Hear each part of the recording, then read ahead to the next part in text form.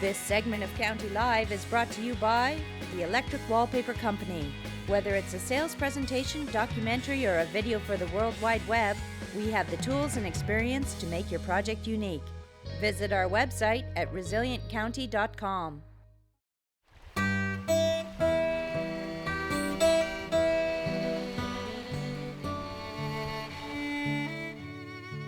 The Prince Edward Point Bird Observatory is part of the Canadian Migration Monitoring Network. And what we do here is we band birds in the spring and the fall during times of migration. And all of the data that we gather here is put together with all of the data that's gathered all over Canada in the other stations. Then we can see trends and we can see what's happening in the bird world, and that also tells us what's happening in the natural world. They really are canaries in the coal mine. The birds, when they're crossing water, want to get to make the shortest trip they can across the water. So with Prince Edward County sticking out there, I mean, we just attract the birds as they're coming across. So this is their first landing spot in Canada. Hundreds of thousands of birds come through here in migration.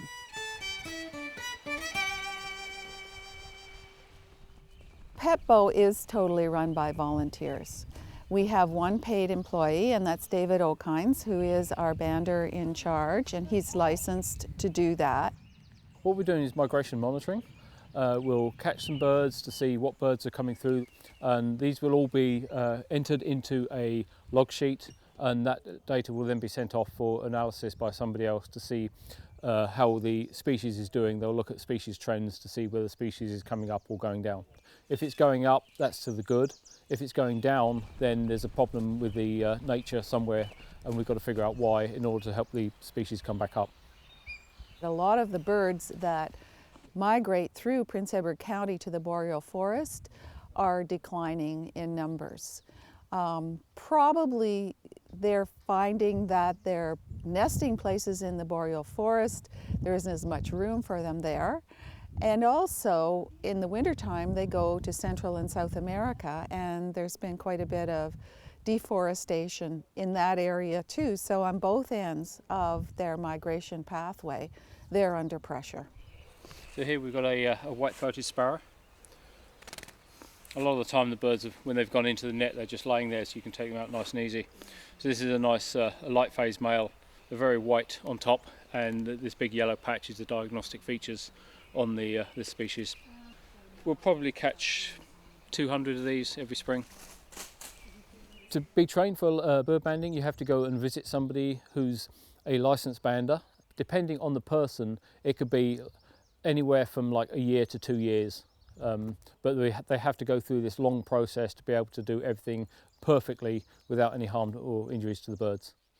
Now it's just a case of taking it off of his head, the netting off of his head, and then getting it off of this one wing. They're well known for getting tangled. They go in, they spin, they get grab hold and they spin again, so you can't find the hole where they've gone in. Our first thing is the health and safety of the bird comes first. So we're looking at the bird to make sure there's nothing wrong with it. Anything we do is we try to do everything as quick as possible in order to cause as little impact on the bird as we can. Perfect. Here we go, mate. By the end of the month, we'll have seen close to like 30 species of warbler. There's swallows breeding here. On the lighthouse on the other side, there's cliff swallows. There's about 100 pairs of those on there. Offshore, there's a load of ducks, but they're not actually breeding here, so most of those are going to be going through. Orioles, there's about 10 pairs of orioles here. It's a good spot to be. That's a female cardinal, and for some reason they always squeal whenever they get caught or somebody approaches them.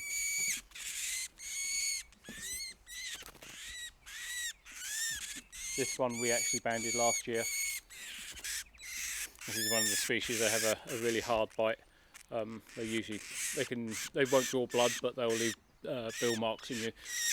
So this bird's a female because the males have the bright red all the way down the body with the black mask. The female just has a small piece on the top, and they have the red wings and tails. We open the nets in the morning. We'll checking the nets about every 20 minutes to half an hour. That way the birds are in there for a shorter period of time. We'll then bring them back and we process them as quick as we can to get them back out there, so that way they continue to feed. This is a yellow warbler. It's the only warbler that's completely yellow below and above. It's also the only one with the yellow in the tail. All the other ones have white in the tail. The band just goes on and closes, and then that way when it's done is a nice seal on the band, and the band goes round and round and moves up and down the leg without hindering the bird at all. The weight of the band is sort of equivalent to a wristwatch. They're very light, they're made of aluminum. We have 29 different sizes of band we commonly use. So this is a size 0 band, which goes on the yellow warbler. We have these small containers for weighing the bird in. In order to release them, we just lift the cap off the front and it's gone. This segment of County Live is brought to you by Bream Whisker Paste, now in the bright orange tube. We start our program on about the 10th of April, which is when the first migrants are starting to come through.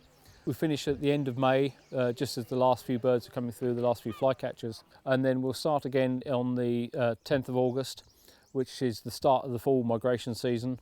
And then we'll run through till the end of October. Also in October, we're starting around the beginning of October, we'll be catching owls at night. This is the hot spot in Canada for northern saw-whet owls, which are a cute little owl about that size, and we'll have more birds, saw-whet owls go through than anywhere else in North America. People are finding out about Prince Edward County and what a good place it is to come and bird. And so instead of driving all the way to Point Pelee or to Long Point on Lake Erie, they come here. It's closer for them, and we have just as many or more birds to see here. If the weather conditions are right and it's not too cold or anything like that, we'll have up to 1,500 visitors come down and visit us. Anyway, we'll go in and see what's there. And This is the birding festival. This week we are kind of open house here at the Point, and so we have special events going on. We have walks every morning, and in the weekends we have walks in the evening as well. Oh, it is a parula. Is it a female? That's a good one, good spotting, whoever spotted it. That's great. We saw northern parulas, yellow warblers, black-throated green warblers, all those beautiful, small, brightly colored birds. We saw rose-breasted grosbeaks, scarlet tanager, lots of orioles. We saw lots of water birds as well. Red-breasted mergansers, some common mergansers. The female's quite brown on the head, and the male is green, and you can see the sort of mottily rusty color on the breast. The whole area is a national wildlife area. Everybody is free to come down, willing to walk around anywhere they like. If I'm around, feel free to ask me what's around, and I'll tell people where to go look for certain species, and everybody's more than welcome to come down and to help them to appreciate nature in the county. I urge people to get out in the countryside more, get away from your computers, get out into the countryside and see the birds.